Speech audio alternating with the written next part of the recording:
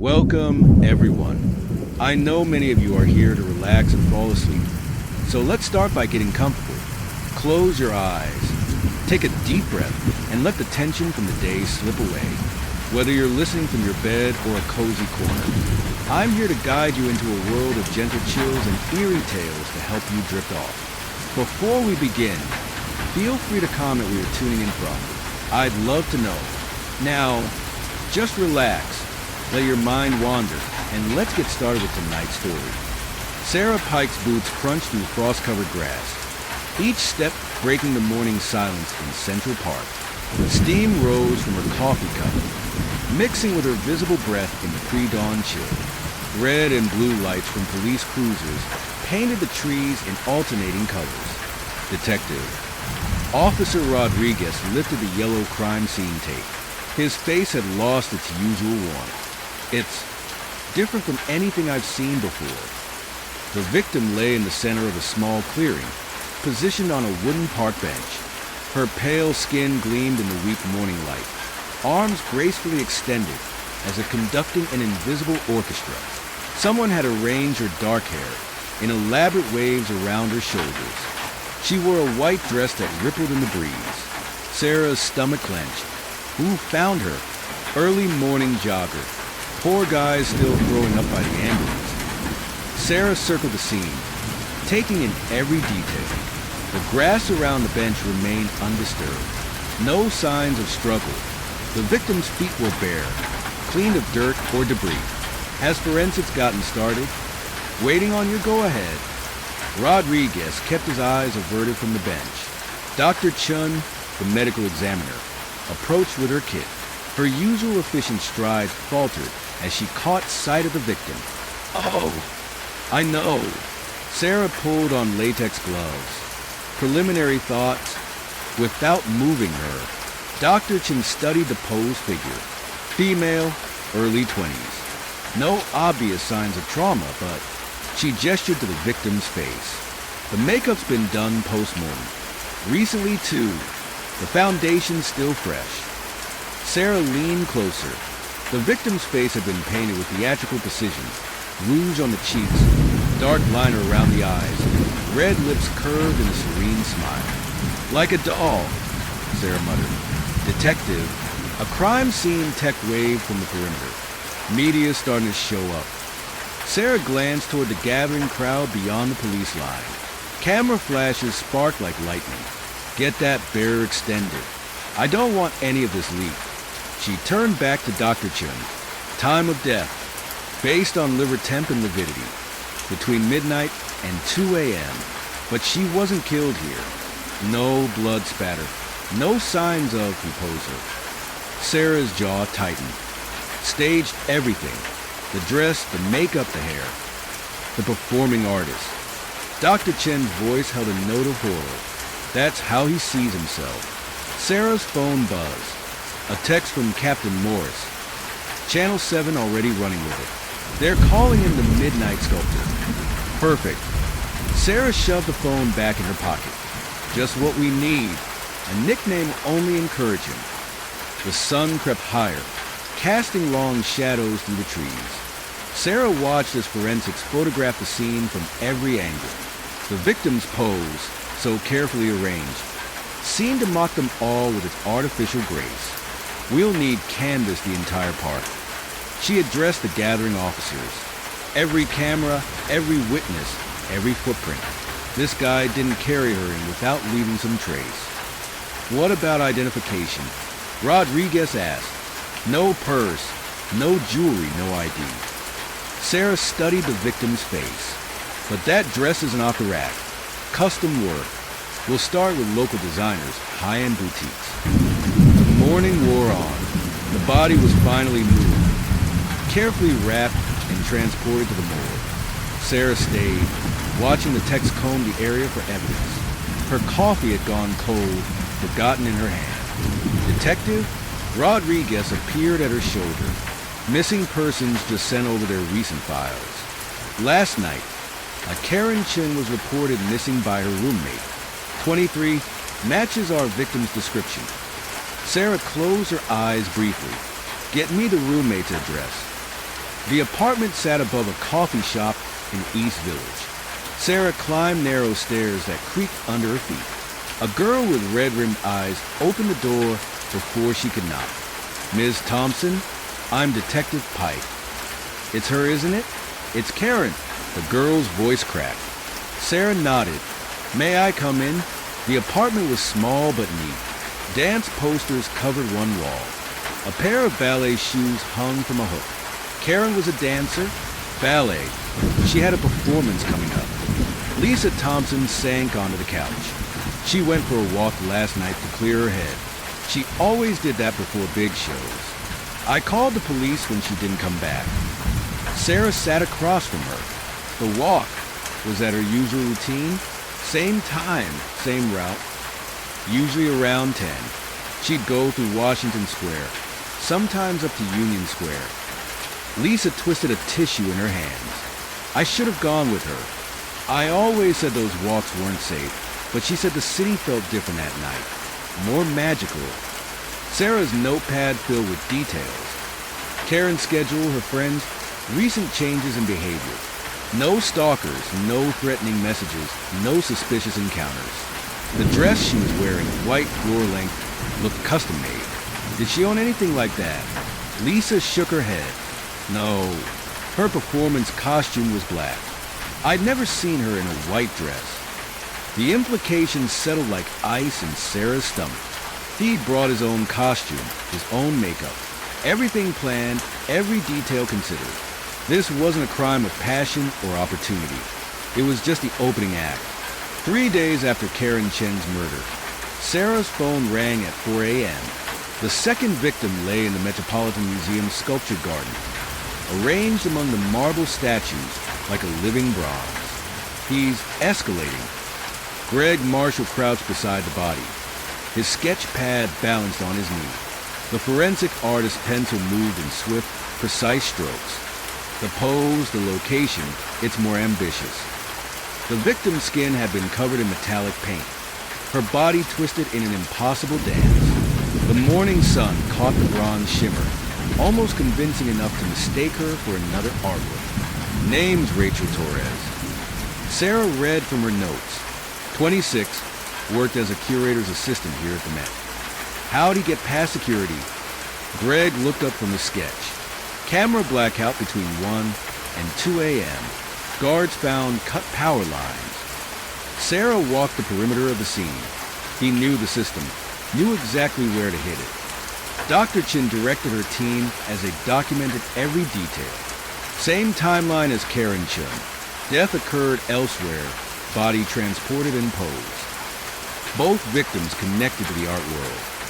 Sarah watched Greg capture the scene in stark black lines. Karen through dance, Rachel through her work here.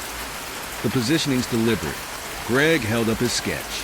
It mirrors that Degas sculpture inside. Little dancer age 14. He's recreating famous works. Sarah's phone buzzed with a text from Rodriguez. Got surveillance from the coffee shop near Karen's apartment. Unknown male following her that night. Grainy footage, but it's something. Greg, I need you at the station. We've got video to enhance. The precinct hummed with activity. Sarah had commandeered a conference room. Its walls now covered with crime scene photos, victim profiles, and Greg's detailed sketches. Stop there. Sarah pointed at the screen. The surveillance footage showed Karen Chin walking past the coffee shop. A figure in dark clothing lingered 20 feet behind. Can you clean that up? Greg's fingers flew over the keyboard. The resolution's poor, but the image sharpened slightly. Male, probably 6 feet tall. Athletic build. The way he moves, he's practiced at following people. Keeps the same distance, matches her pace. Run it against the Met security footage from the past month. Hours passed. Coffee cups accumulated. Sarah studied Rachel Torres' personnel file, while Greg worked his digital magic. Detective. Greg's voice cut through her concentration. Look at this. The screen showed Rachel giving a tour at the Met. In the background, a man studied a painting. Same height, same build. 2 weeks ago, he was watching her. Sarah leaned closer. The man's face remained turned away from the camera. He hunts them first, learns their routines. There's more. Greg pulled up another image. Same guy, different day. He's sketching. An artist. Sarah's mind raced through connections, or someone who wants to be seen as one. Cross-referenced local art school faculty and students from the past 5 years. Rodriguez knocked on the door frame. Lab results from the bronze paint. High-end stuff, used by professional sculptors. Only 3 suppliers in the city. Get me their customer list. Sarah turned back to the photos. Karen Chen danced. Rachel Torres worked with art. He's not just killing them. He's transforming them into his idea of perfect art pieces. Greg's computer pinged. Got a hit on the faculty search. James Morton taught sculpture at Parsons until last year. Lost his position after students complained about inappropriate behavior. Sarah scanned the file that popped up, obsessed with recreating classical works. Said modern art had lost its purity and grace. She grabbed her coat. Get me his address. Morton's studio occupied an old warehouse in Brooklyn. Paint fumes and dust filled the air. Half-finished sculptures loomed in the shadows. Clear. Rodriguez's voice echoed from the back. He's not here. Sarah moved between the artwork. But look at these. Sketches covered one wall. Female figures in various poses. Each one meticulously detailed. Some matched famous sculptures. Others showed original compositions. Those aren't just drawings. Greg studied the images. Their plans. Sarah pulled on gloves and opened a drawer. Inside, Polaroid photos showed women on the street, in cafes, entering buildings. Karen Chan appeared in several. Rachel Torres too. He's hunting more.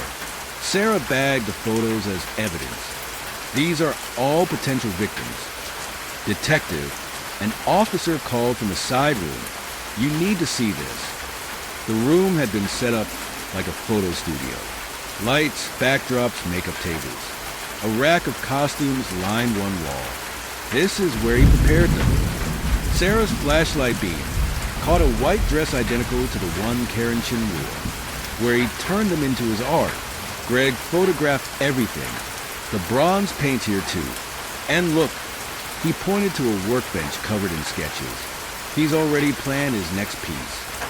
Sarah stared at the drawing. A woman posed like Botticelli's Venus, emerging from a shell. The face remained blank, waiting to be filled in. Get these photos to the precinct. I want every woman in these pictures identified and protected. Sarah pulled out her phone. And get me everything on Morton's known associates, properties, anywhere he might be hiding. The investigation turned into a race. Sarah knew Morton wouldn't wait long before selecting his next canvas. Each hour brought them closer to another death. Another macabre artwork added to his twisted gallery. Back at the precinct, Sarah stood before the evidence board. Karen Chin smiled from her dance company photo. Rachel Torres looked serious in her Med ID badge. Between them, Greg's sketches showed how they'd been transformed from vibrant women into lifeless art. He's not done. Sarah spoke to the assembled team. This is his exhibition, and it's still missing pieces. Every contact, every property, every place Morton's been in the past year, I want them all checked. This guy thinks he's creating masterpieces. Let's show him what real police work looks like.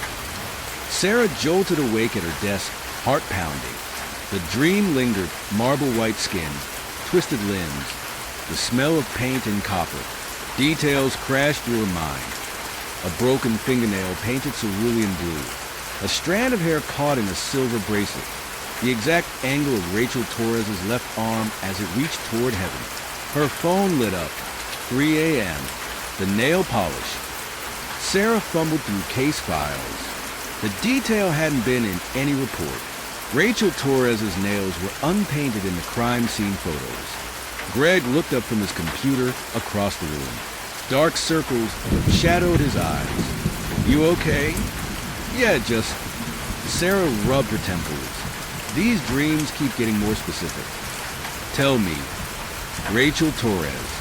In the dream, she had blue nail polish on one broken nail. Karen Chen wore a silver bracelet we never found. Greg set down his pencil. The mind processes trauma in strange ways. This feels different. Sarah paced between evidence boards. Like I'm seeing through his eyes. The artist in him wants witnesses. Greg stood, moving to study his sketches of the crime scenes. His fingers traced the lines with unsettling reverence. Each piece tells a story. See how the limbs create perfect geometric patterns. The way the light falls across their faces. They're murder victims, Greg, not artwork. Of course. He pulled back his hand, but understanding his aesthetic helps profiling. Look at the progression. He pointed to Karen Chen's photo. His first piece was tentative, learning the medium. Rachel Torres shows more confidence, better composition. He's developing his style. Sarah's phone buzzed. Rodriguez had sent surveillance photos from Morton's known locations. He's escalating. Greg leaned over his shoulder, too close. Each piece more elaborate than the last. The bronze paint on Rachel, that took hours of careful application. He's perfecting his technique. The morning news blared from the break room TV. The midnight sculptor claims second victim. Police have no leads. Vultures. Sarah slammed the door. That night, the dreams returned. Sarah stood in Morton's studio, watching him work. Paintbrushes arranged by size. Chemicals labeled as neat rolls. A woman posed on a platform, skin gleaming like marble. The light must fall just so. Dream Morton adjusted a spotlight. Art requires precision. Sarah snapped awake, drenched in sweat. The clock read 4:13 a.m. Her phone rang. Greg, I've been studying the photos. His voice thrummed with excitement. The positions, the materials, it's all building to something. Each murder is a study, preparing for his masterpiece. Greg, it's 4 a.m. Sorry, you need to see this. I've mapped out the classical references. Karen Chen was posed like a Bernini sculpture. Rachel Torres like the gas. He's working through art history, each piece more complex. Sarah heard paper shuffling, the technical skill involved. Greg's voice dropped low. Preservation methods, the positioning. It's horrifying, but the attention to detail. They were people, Greg, not art supplies. Silence stretched between them. Of course. Greg cleared his throat. I'll see you at the station. Sarah didn't sleep again that night. The dreams felt too real, too specific. She could smell the linseed oil Morton used to mix his paints. Hear the classical music he played while working. The precinct buzzed with activity. News vans clogged the street outside. Commissioners breathing down my neck. Captain Walsh cornered Sarah at her desk. Press is having a field day. Give me something. Morton's in the wind, but we're closing in. Greg's analysis of his methods. Marshall's spending a lot of time with those crime scene photos. He's our best resource for understanding the killer's artistic background. Walsh frowned. Just keep an eye on his involvement. Something about his enthusiasm feels off. Sarah found Greg in the conference room, surrounded by new sketches. The walls bloomed with detailed renderings of potential crime scenes, each more elaborate than the last. I've been extrapolating his possible next compositions. Greg's eyes shone with intensity. Based on his progression, he'll want something more dynamic, more challenging. His hands swept over the drawings. The human form transformed into classical ideals. Pure art, freed from flesh. Sarah studied his face. You sound almost admiring. Professional appreciation of technique. Greg wouldn't meet her eyes. Nothing more. That night, Sarah dreamed of Morton's next victim. A woman arranged like a Greek goddess, draped in flowing fabric. Every detail crystallized. The angle of her chin, the curve of her fingers, the exact shade of her skin under studio lights. She woke knowing it wasn't just a dream. It was a preview. The call came at midnight. Third victim found in the botanical gardens, posed among orchids. Sarah's boots crunched on broken glass from the greenhouse's shattered skylight. The woman lay suspended in a web of copper wire, dark hair streaming down like a waterfall, purple flowers woven through her fingers. Different from his other work, Greg circled the display, camera clicking, more organic, like a pre-Raphaelite painting come to life. Focus on documentation, not artistic critique. Sarah pulled on gloves. The forensics team worked methodically, cataloging every detail. Hours passed. Dawn painted the glass walls pink when Thompson called out. Detective Pike found something weird on the shoulder blade. Sarah crouched beside the body, a symbol carved into the skin. 3 interlocking circles with a line bisecting them. That's new. Greg sketched rapidly. His first signature? Bag everything with that symbol. Sarah straightened. Check it against local artist work. Back at the station, Sarah spread photos across her desk. The victim was Elena Martinez, 26, aspiring sculptor. Got something. Rodriguez dropped a stack of gallery catalogs. That symbol showed up in exhibitions at 3 different venues last year. Sarah flipped through glossy pages. The symbol appeared in metalwork, paintings, even jewelry. All these artists studied at Blackwood Institute of Fine Arts. Rodriguez tapped a photo. Very exclusive private school. Elena Martinez applied there twice. Got rejected both times. The other victims? Karen Chin took summer classes. Rachel Torres worked in their administrative office. Sarah's phone buzzed. Text from the gallery owner. Come now. Important info. The Maxwell Gallery occupied a converted warehouse. Inside, stark white walls displayed twisted metal sculptures and violent splashes of color. Darling, Jerome Maxwell swooped toward her. All dramatic gestures and artfully disheveled gray hair. Such delicious drama you brought to our little community. Mr. Maxwell, the symbolism, the composition. He clutched his chest. Our phones haven't stopped ringing. Everyone wants to know if we represent the artist. This isn't performance art. It's murder. Of course, of course. He waved dismissively. Terrible business. But you must admit, there's genuine talent there. The preservation techniques alone. The symbol carved into Elena Martinez. You've shown artists who use it. Ah, yes. Maxwell's eyes gleamed. The Trinity Mark. Very popular among Blackwood graduates. Represents the intersection of art, life, and death. Started appearing in student work about 15 years ago. I need names. So demanding. He sighed theatrically. Very well. Come to my office. Sarah's head throbbed. Last night's dream lingered. Elena suspended among flowers. The knife carving smooth curves into flesh. Maxwell's office overflowed with artwork. He pulled files from a cabinet. These 5 artists regularly incorporate the Trinity Mark. All Blackwood alumni. He handed her a list.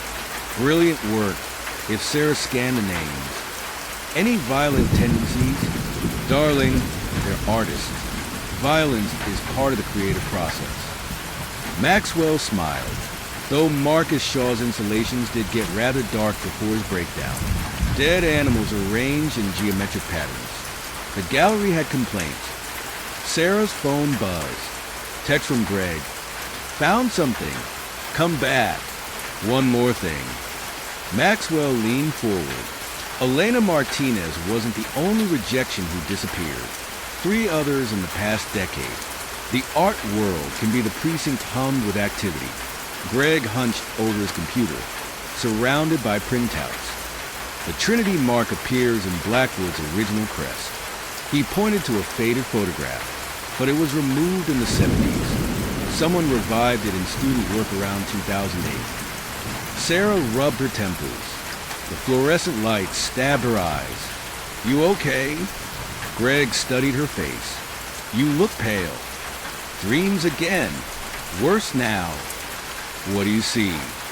Elena, the knife, flowers. Sarah pressed her palms against her eyes. It feels like memories, not dreams. The mind processes trauma. Stop saying that. Sarah stood. These aren't normal stress dreams. I saw the Trinity mark before we found it. I knew about the orchids. Greg fell silent.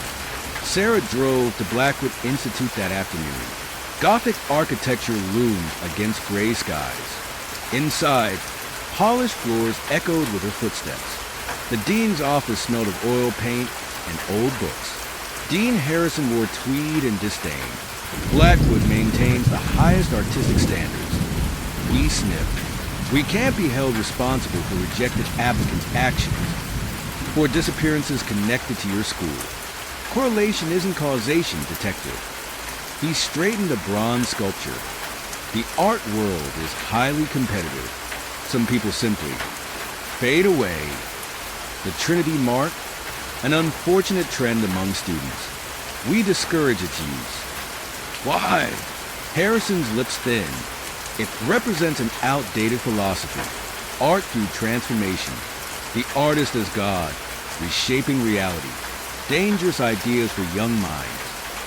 Sarah's vision blurred. Elena's voice whispered. The light must fall just so. Detective, Harrison frowned. Are you unwell? Fine. Sarah gripped her notebook. One more question. Marcus Shaw, brilliant student. Troubled. Harrison sighed. His work became increasingly visceral. He left before completing his degree. That night, Sarah dreamed of the Trinity mark carved in flesh, blood tracing ancient patterns. She woke gasping, unsure where reality ended and nightmares began. Her phone glowed. 3:33 a.m. Text from Greg. Need to show you something. Important. The station was silent. Greg's desk lamp cast shadows on walls covered in sketches. Look at these. He spread out photos. Every victim positioned to catch specific light angles. The wire supports the preservation methods. It's all building to something. A masterpiece. Sarah stared at Elena's face. Peaceful among purple flowers. You're too close to this. Greg's eyes burned with intensity. I understand his vision.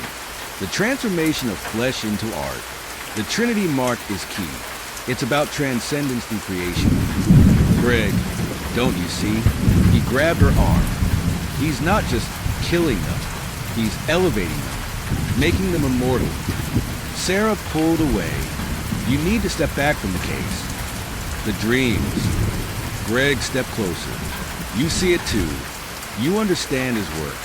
Sarah backed toward the door. Go home, Greg. Get some sleep. But sleep brought no peace. In her dreams, Elena danced among orchids. Karen posed like marble. Rachel reached toward heaven.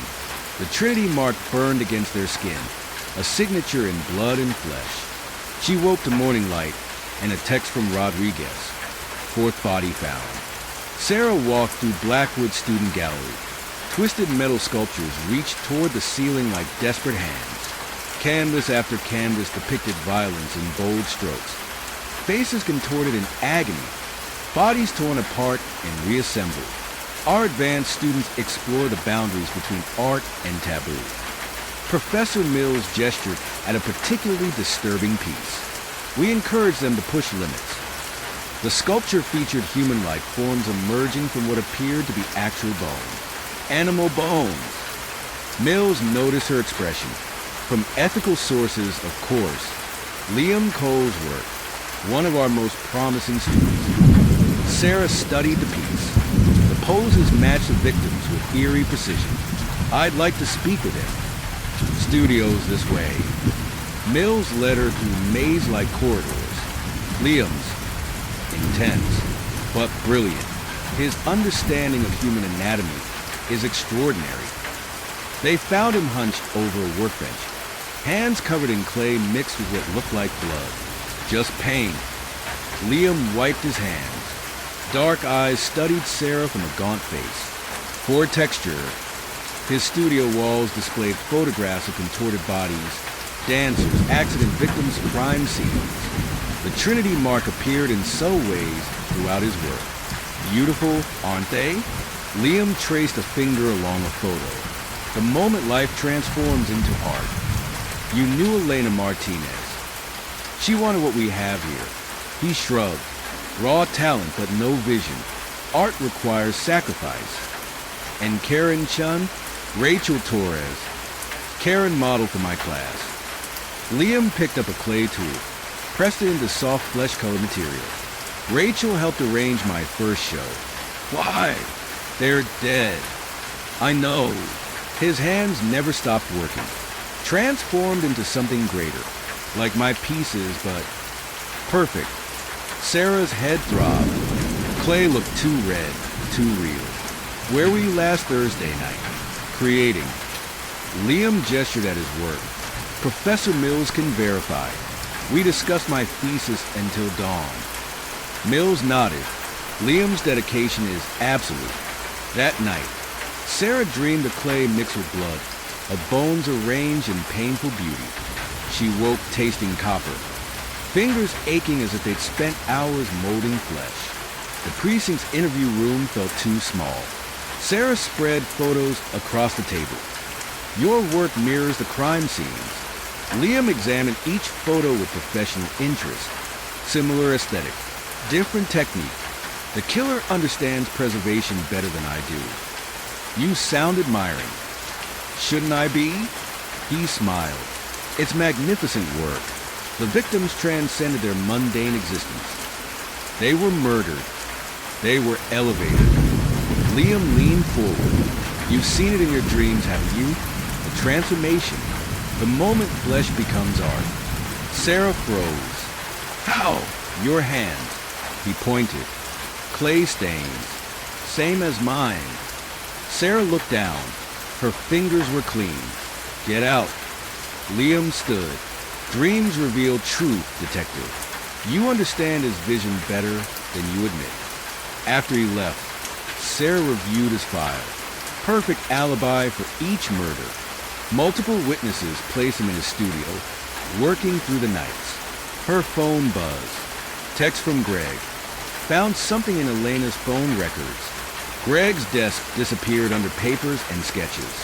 Crime scene photos covered one wall, arranged like a gallery exhibition. Elena called this number repeatedly before she died. He pointed to phone records, traced it to Marcus Shaw.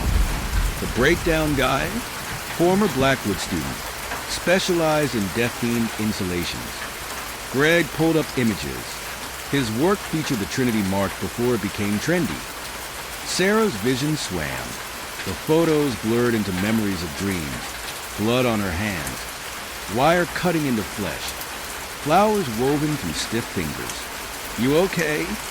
Greg touched her shoulder. Sarah jerked away. Fine. Where's Shaw now? Listed address is an abandoned warehouse. But get this, he taught at Blackwood when the Trinity mark resurfaced. Several current students were in his class, including Liam Cole. Greg nodded. Shaw's his mentor. They still meet regularly. Sarah's phone chimed. Text from an unknown number. Come alone. Bring evidence. Address matched Shaw's warehouse. Backup. No. Sarah grabbed her coat. He'll spook. I need answers. The warehouse loomed against sunset skies. Inside, Sarah's flashlight revealed Shaw's workspace. Tables covered in tools, walls lined with anatomical drawings. Her head spun. She'd seen this place before, in dreams that felt like memories. Movement behind her. Sarah turned. Marcus Shaw emerged from shadows, thin and wire-tense. You're early, detective. The light isn't right yet. Sarah's hands trembled as she stared at her watch. 4 hours. Gone.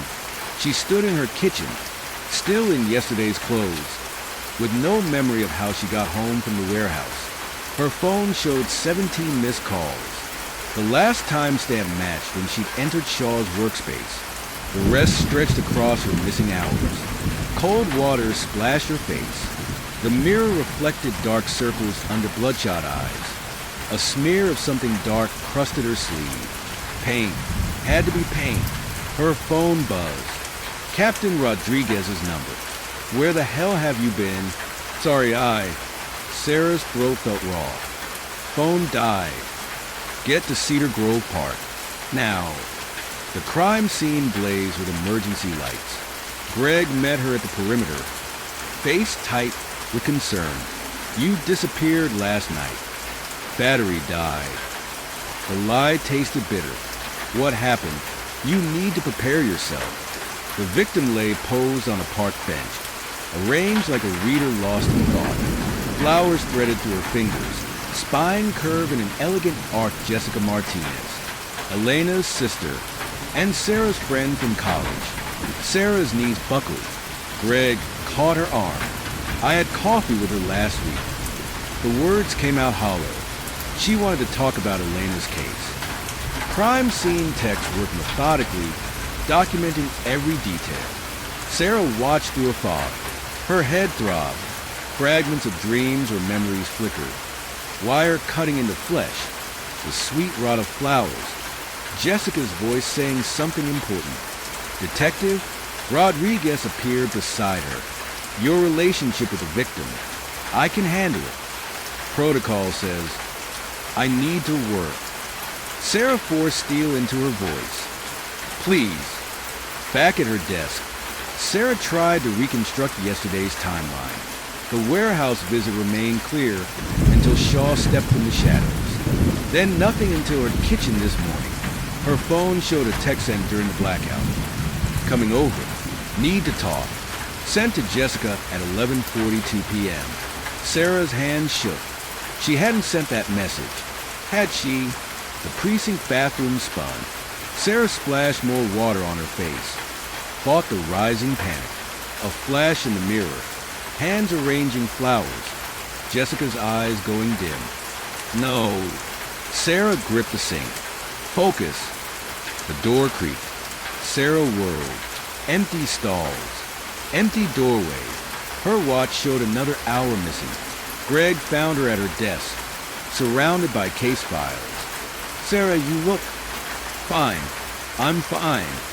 Papers scattered as she stood. Any DNA from Jessica?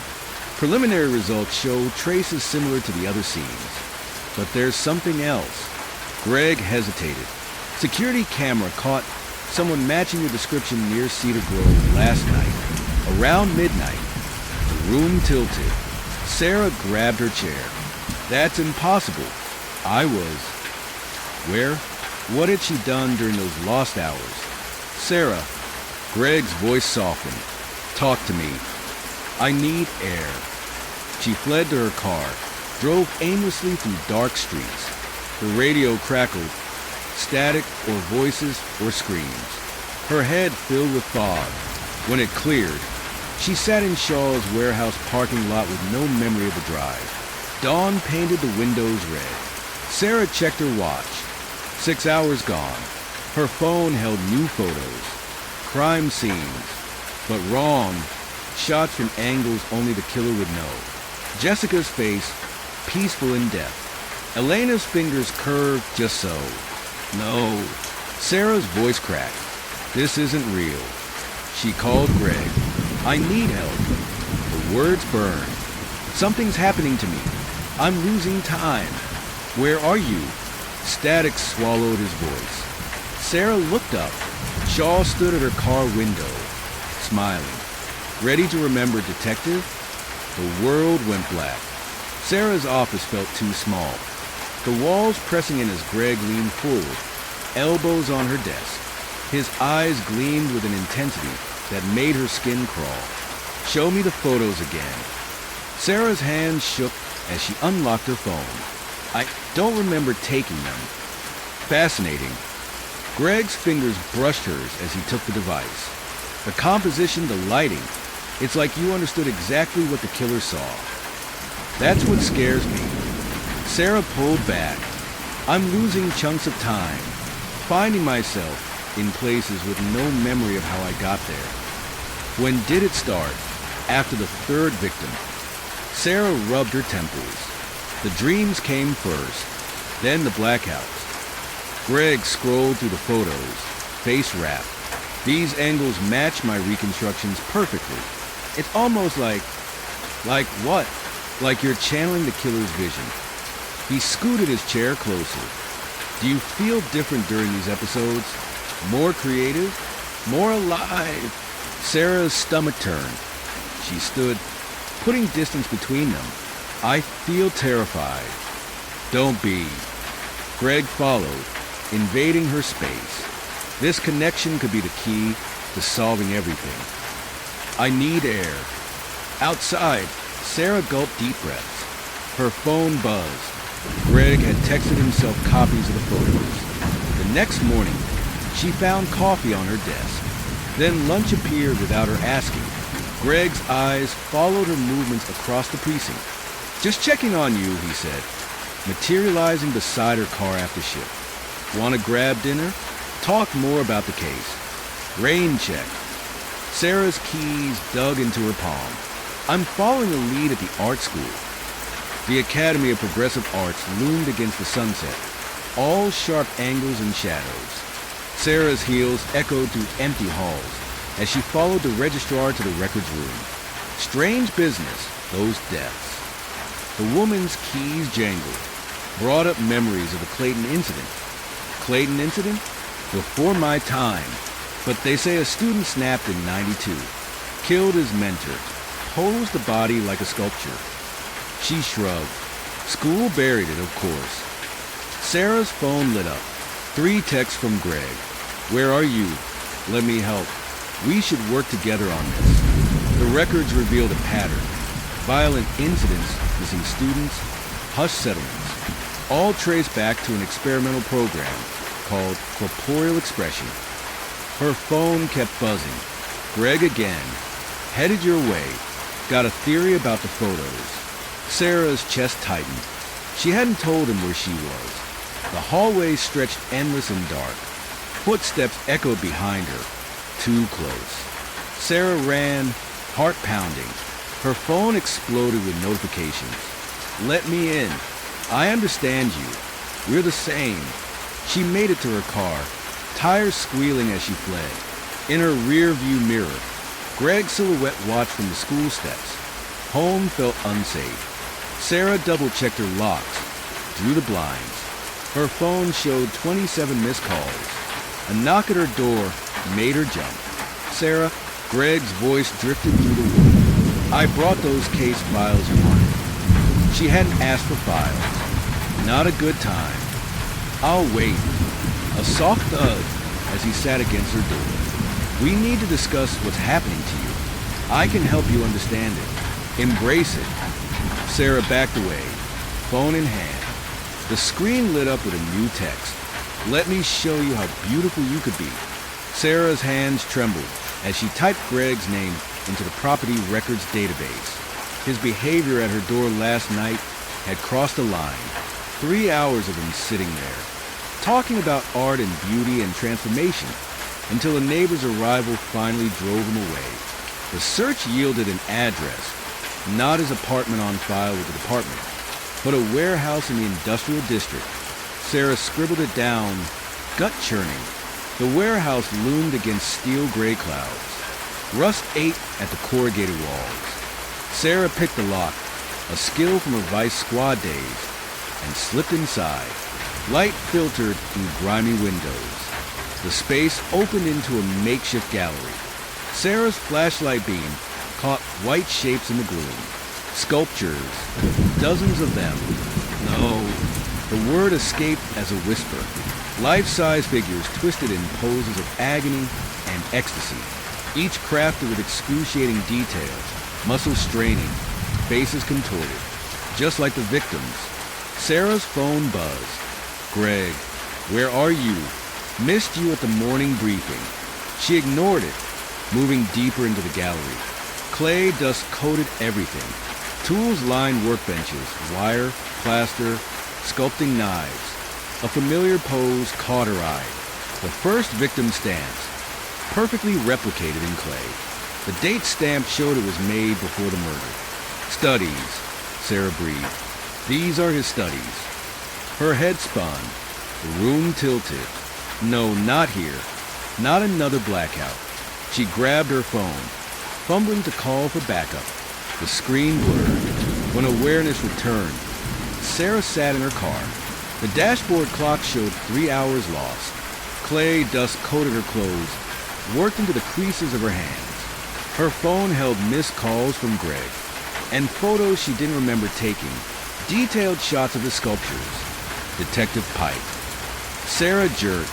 Greg stood at her car window, smile pleasant. Quite a collection, isn't it?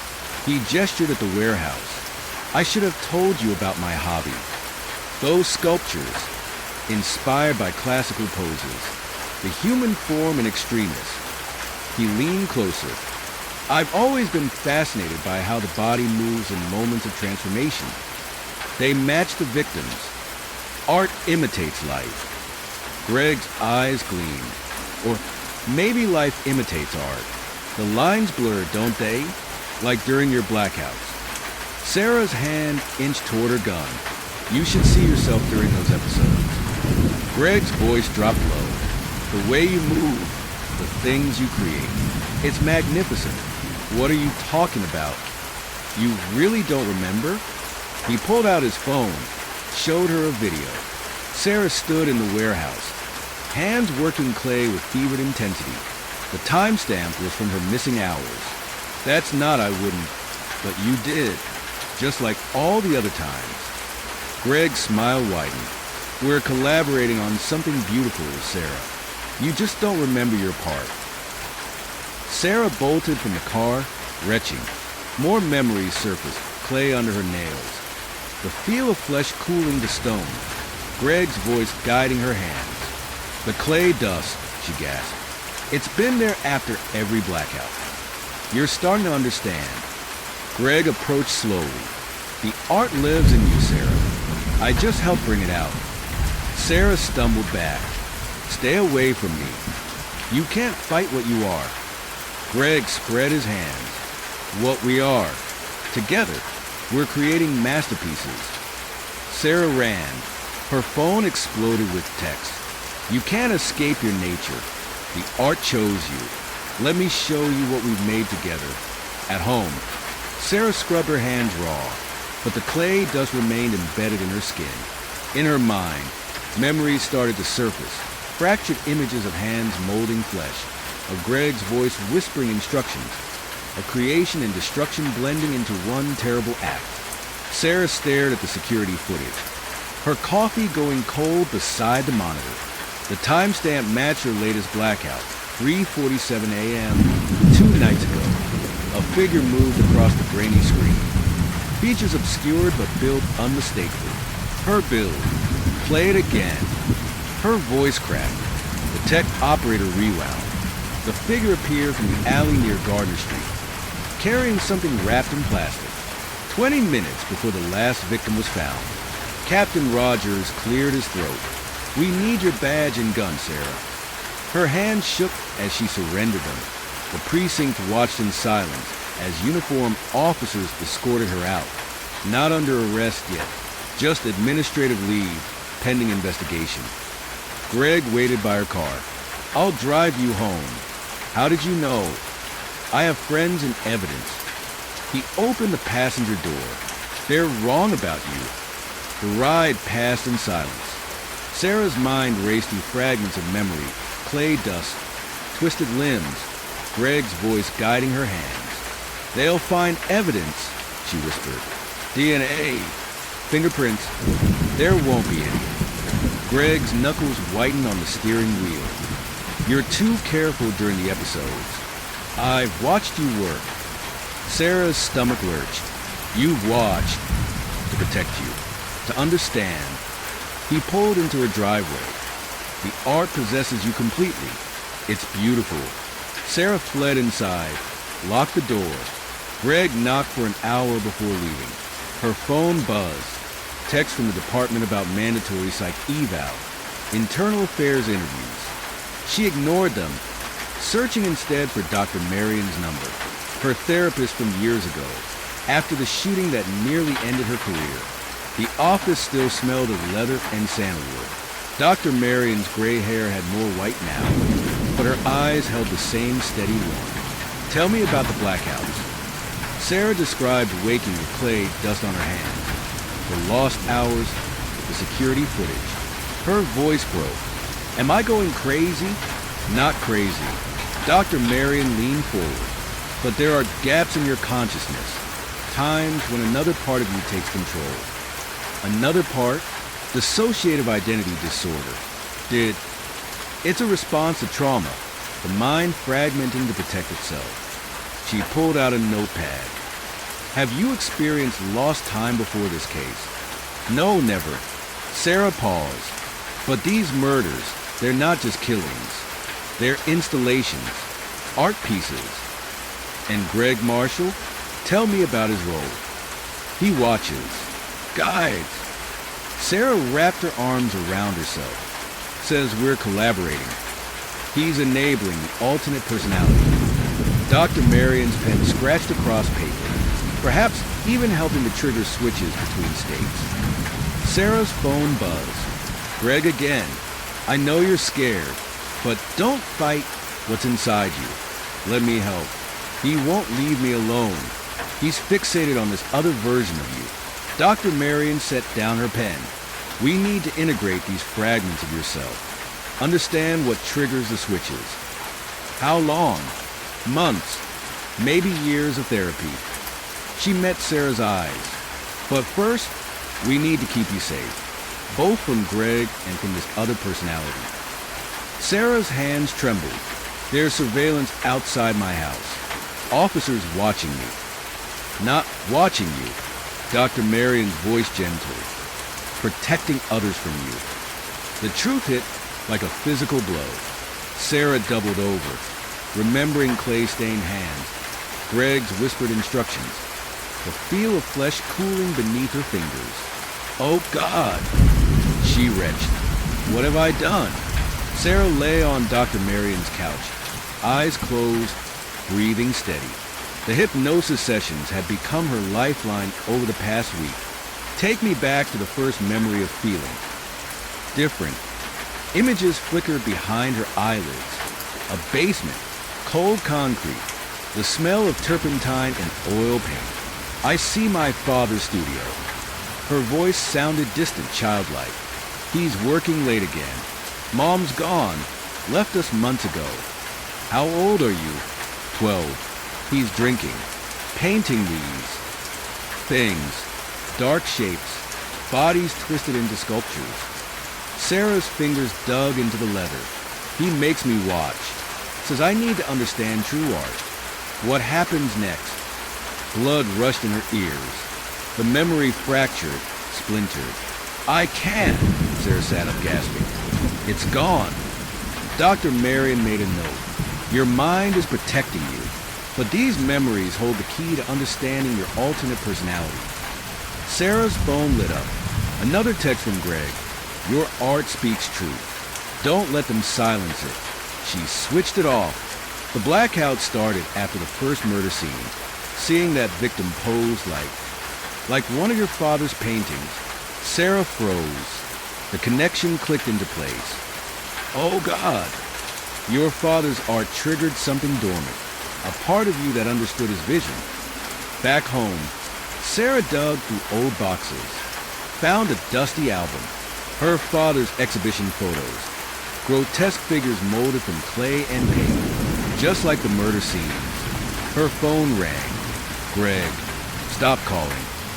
I found your father's original works. His voice held an edge of excitement.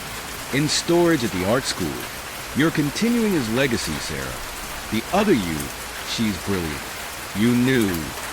The revelation hit like ice water.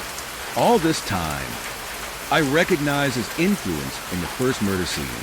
Then I saw you there one night, working. You were. Transformed. Radiant. Sarah's hand shook. You helped me. I protected you, guided you. The other Sarah trusted me. When? Her voice cracked. When did I?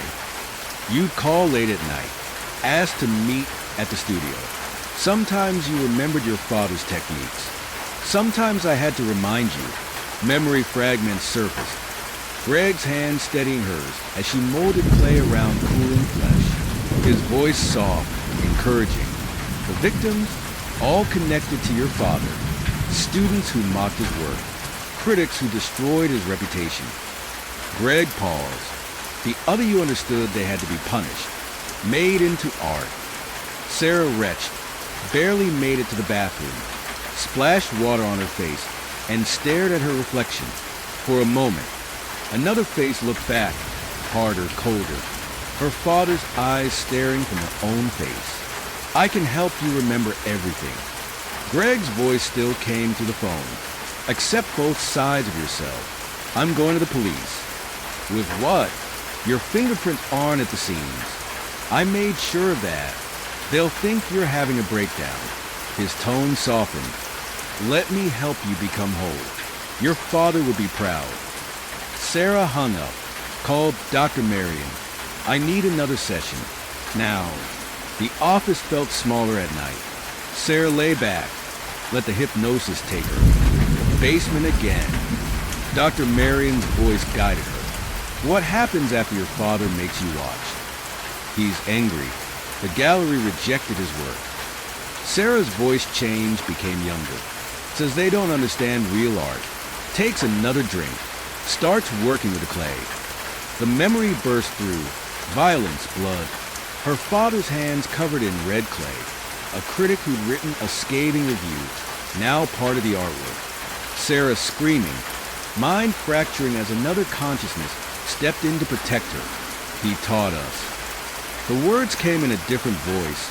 Harder, older. Showed us how to make them beautiful. Dr. Marion's pen stopped scratching. Who am I speaking with? The one who remembers.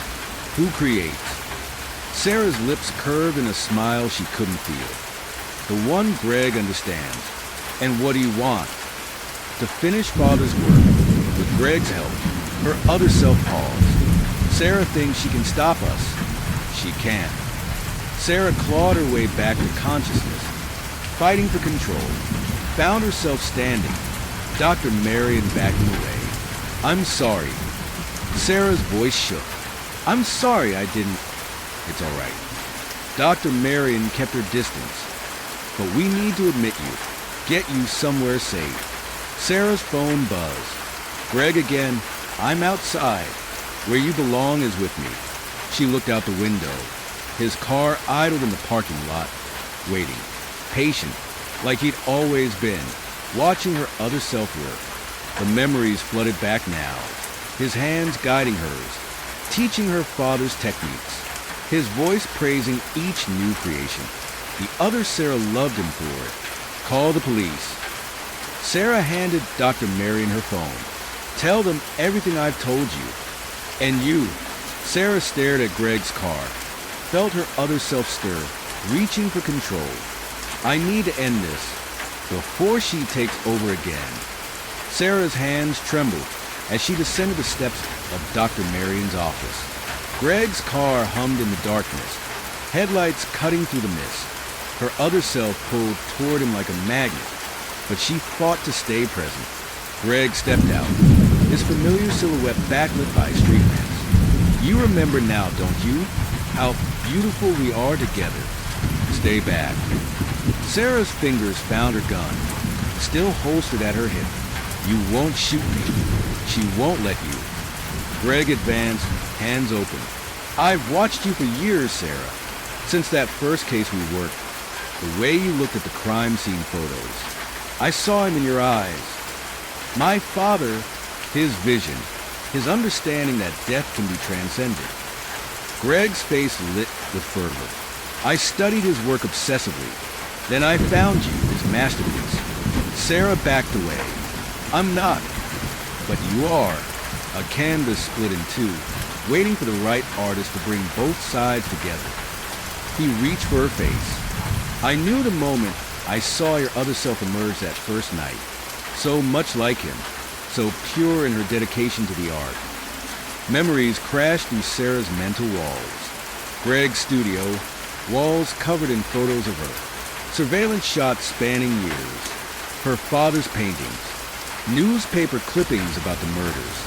You planned this. All of it. I selected the subjects carefully, each one connected to your father's downfall.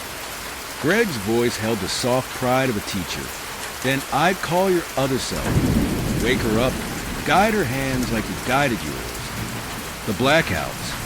She trusted me completely. Let me shape her work, perfect her technique. His fingers brushed her cheek. But you were always my true canvas, Sarah.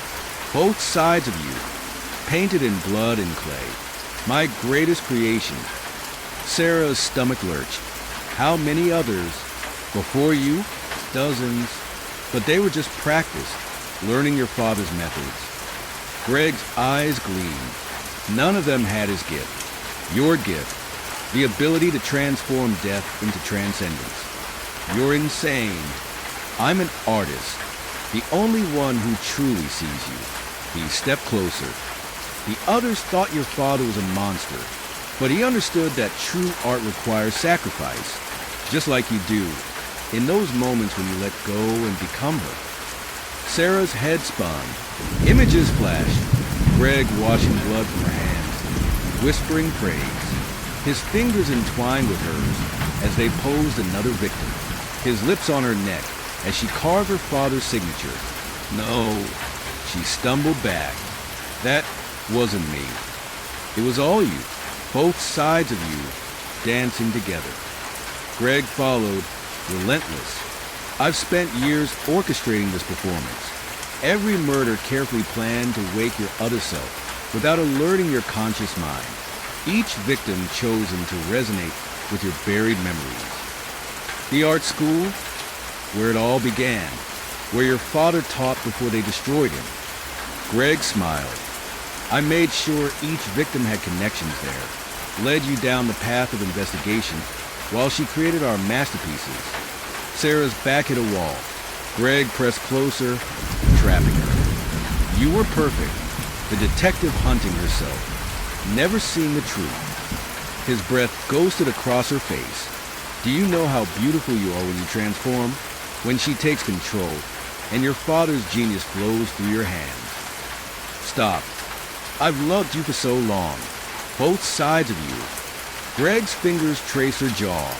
The righteous detective and the artist beneath. My masterpiece. Sarah felt her other self rising, reaching for him. Memories of his touch, his guidance. His praise flooded her mind.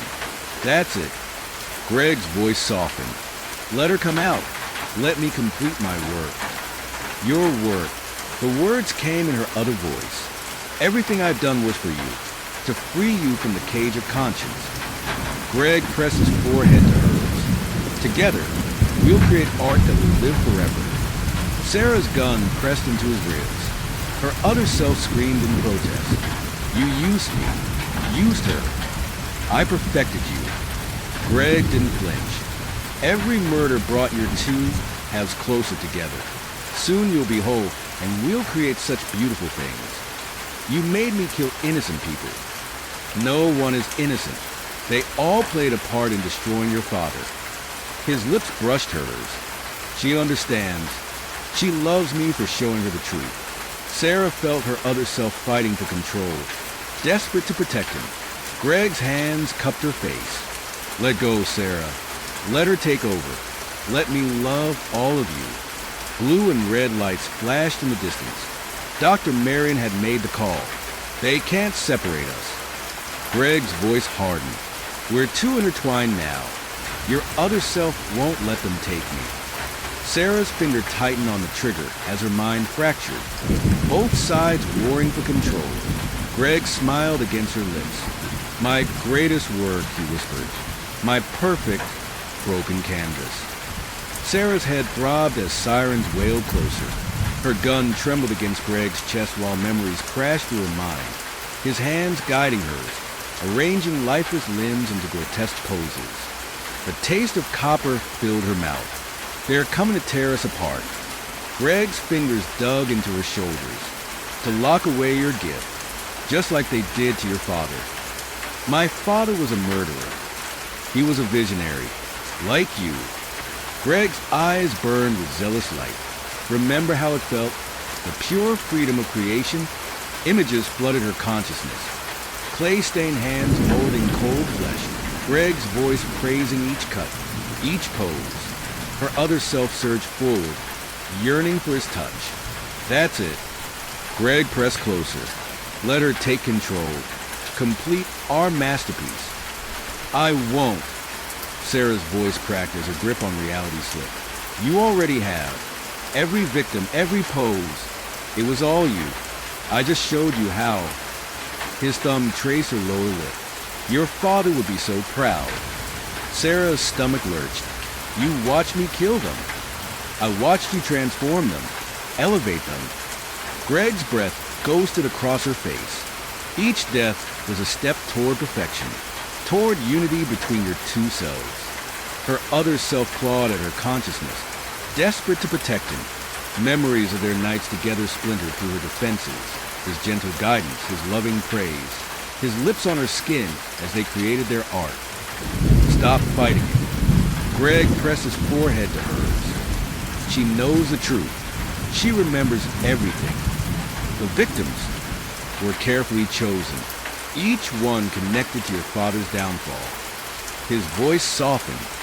The art teacher who testified against him, the gallery owner who rejected his work, the critic who called him insane. Sarah's vision blurred. You used me for revenge? I used them to free you, to wake the artist inside. Greg's fingers tangled in her hair. Every death brought you closer to understanding, to accepting your true nature. Her other self surged forward, flooding her with memories of blood and clay and ecstasy. Greg's hands sliding down her arms, steadying her grip on the knife, his voice whispering praise as she carved her father's signature. That's not who I am. It's exactly who you are, both sides of you, finally in harmony. Greg pressed against the gun. You can't deny her anymore. She's too strong now, too in love. Sarah's head spun as police lights strobed through the mist. Her other self reached for Greg, craving his touch, his approval. They'll never understand us. Greg's lips brushed her ear. They'll call it madness, lock you away, destroy everything we created. They should.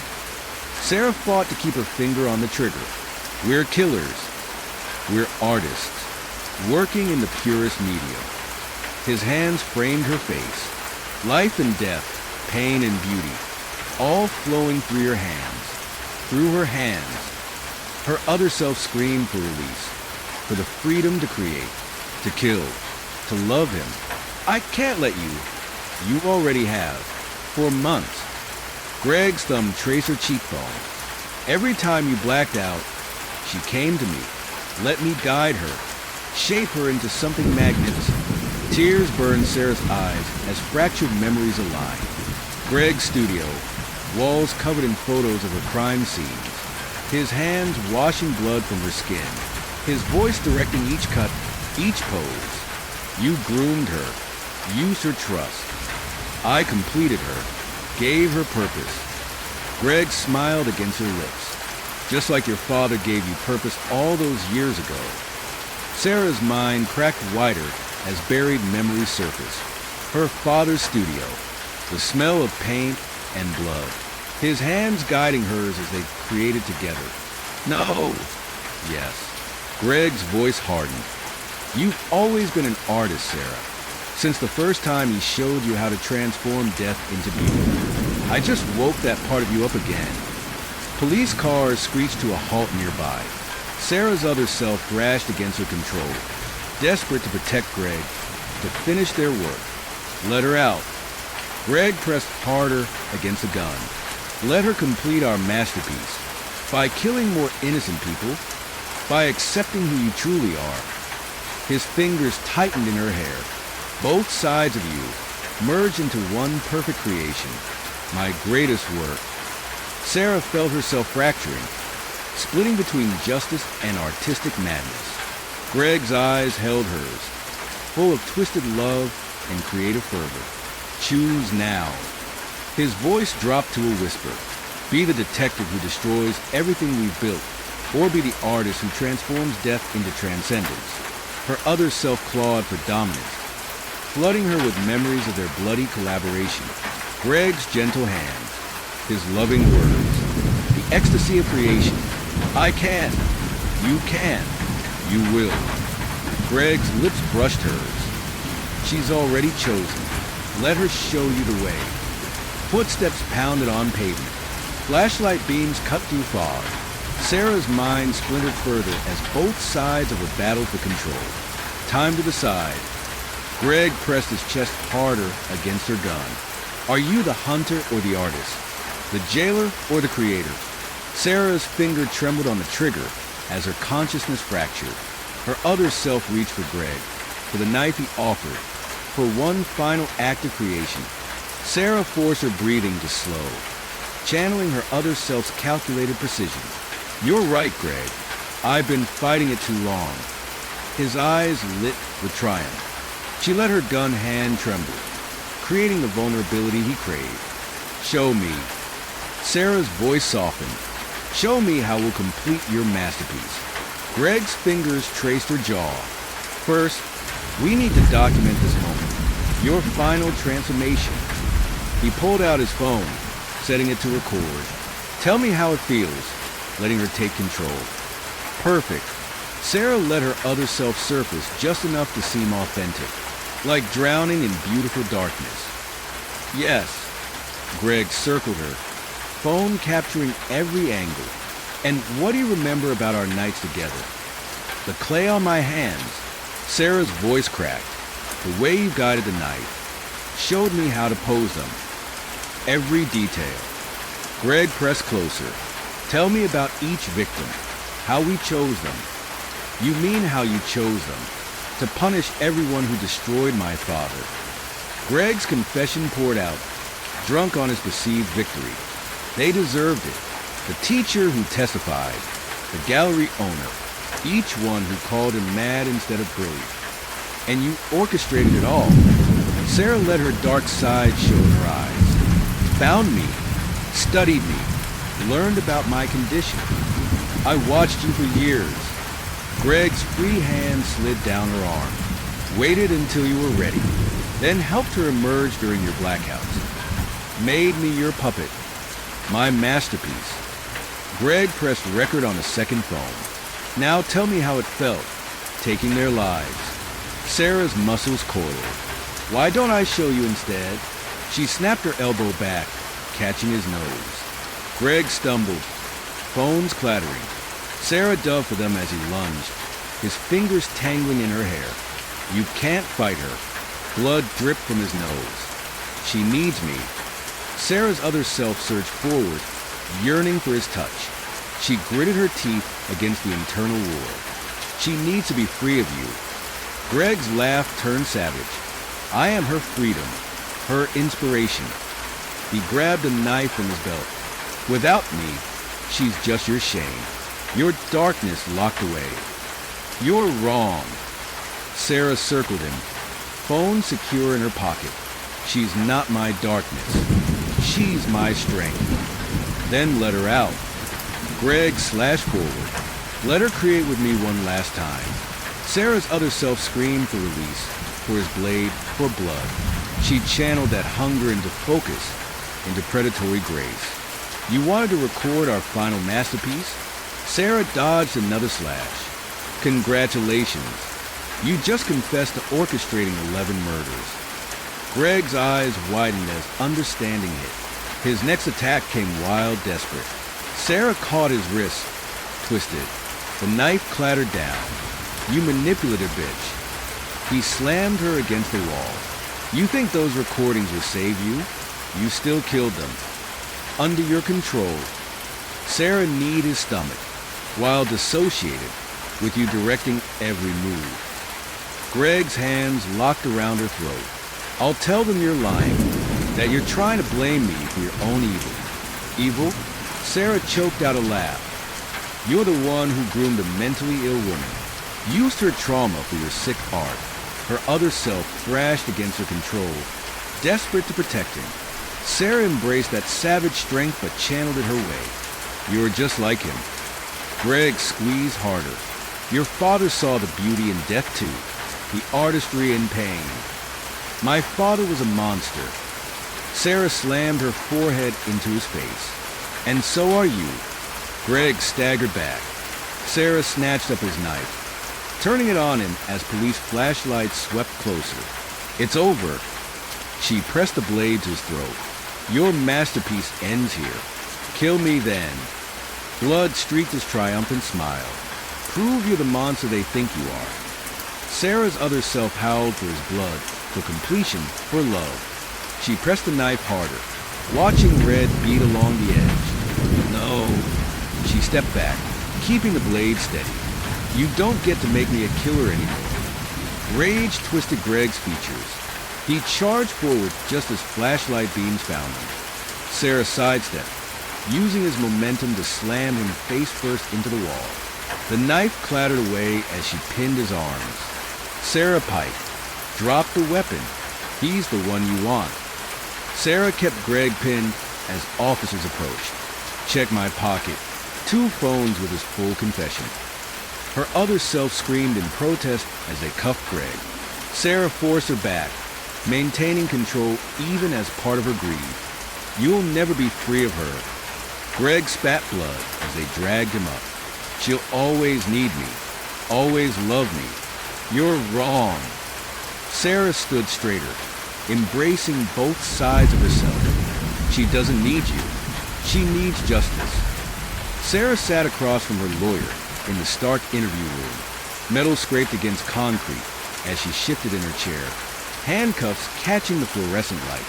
The DA's offering a deal. Barbara Chin pushed her glasses up.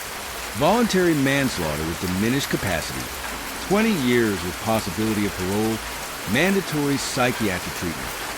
And if we go to trial, first-degree murder, multiple counts. Barbara's papers rustled. "Even with Greg's confession in your mental state, you still physically committed the acts. A jury might not be sympathetic." Sarah traced the scratches on the metal table. "What about an insanity plea? Risky. The prosecution will argue your work as a detective shows clear mental competence. They'll say you knew right from wrong." "Did I?" Sarah's laugh came out hollow. "I don't even remember doing it." The blackouts and dissociative episodes work in our favor, but Greg's manipulation doesn't completely absolve you. Sarah closed her eyes. Remembering blood on her hands she couldn't recall spilling. "Take the deal. You understand what 20 years means. I understand those people are dead because of me, because I couldn't control her." Barbara leaned forward. "The psychiatric evaluation supports your DID diagnosis. With treatment I'll still be a killer." Sarah met her gaze. "Both parts of me. The court sees you as a victim too. Greg preyed on your condition. He gave her what she wanted." Sarah's voice dropped. "The artistic expression our father denied us." Barbara's pen paused. "Tell me about that." "He was a failed artist. Took it out on me when his work got rejected." Sarah's fingers traced invisible paint strokes. "I created her to survive his lessons, to appreciate the beauty in pain like he wanted. And Greg recognized that in you. He saw both of us, nurtured her until she was strong enough to create his visions." Sarah's hands clenched. "I should have recognized the signs. You couldn't have known." "A part of me did know." She trusted him, loved him. Sarah pressed her palms flat. "Still loves him." Barbara gathered her papers. "I'll tell the DA we accept the deal. The hearing's tomorrow. What happens after? In treatment, integration therapy, helping both personalities merge, or at least coexist safely." Sarah nodded, feeling her other self stir at the thought. "And if that doesn't work, one step at a time." Barbara stood. "Focus on the hearing first." The courtroom the next day felt too bright, too exposed. Sarah stood as the judge entered, her orange jumpsuit harsh against the polished wood. In the matter of the state versus Sarah Pike, the judge's voice faded as Sarah's other self pressed forward, drinking in the artistry of the moment, the symmetry of justice, the tableau of punishment. She forced that voice down as the charges were read. 11 counts, 11 lives arranged in death's gallery. How do you plead? Sarah's voice came steady. Guilty, Your Honor. The judge's gavel cracked like breaking bones. Sarah barely heard the sentence through the roaring in her head. 20 years, 2 decades to reconcile her fractured self. Guards led her from the courtroom. Her colleagues watched from the gallery. Some angry, some pitying, all changed by her betrayal. In her cell that night, Sarah traced the concrete walls, feeling the texture beneath her fingertips. Her other self whispered of the beauty in gray monotony, in the stark lines of imprisonment. You don't control me anymore, Sarah murmured. But even as she spoke, she felt that familiar artistic eye assessing the shadows, imagining bodies posed in perfect angles. That part of her would always see the world as a canvas waiting for paint or blood. Sarah curled onto her bunk, both dreading and craving the integration therapy ahead. Could she merge with her darker self without losing herself completely? Or would the midnight sculptor always lurk beneath her skin, waiting to create again? We're the same now, she whispered to the darkness. Both guilty, both paying the price. Her other self's appreciation of the poetry in that statement sent chills down her spine. As Sarah drifted towards sleep, that familiar artistic voice whispered through her mind, critiquing the composition of her cage with the same eye that had once arranged death into art. Thank you for watching.